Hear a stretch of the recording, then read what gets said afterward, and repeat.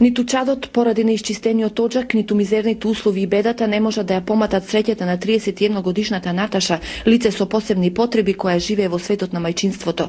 Поради менталниот и физичкиот хендикеп не може да го одржува домот и да стави ред во него, но затоа пак во Пехчево важи како мајка за пример и за неја грижата за двете деца е на прво место, горда што се физички и психички здрави. Како никој не се жали од суровиот живот, него го крпи со минималната овчарска плата што ја заработува сопругот, ги плаќаат сите сметки на време, но не можејќи да ги надминат административните пречки, често ги губат привилегиите што ги дава државата.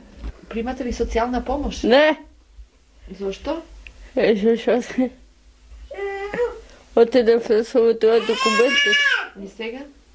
И сега поново вносиме документи ќе видим.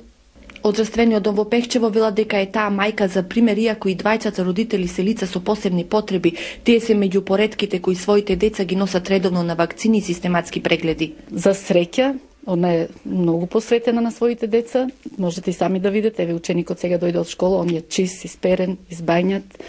Малечкото, кој година веќе ќе направи во ноември, како што кажа мајката, секогаш редовно доаѓа на вакцини. Семејството на Наташа не е изолиран случај каде е неопходна помош од трето лице. Тоа е поле на кое државата треба да поработи, апелираат дефектолозите.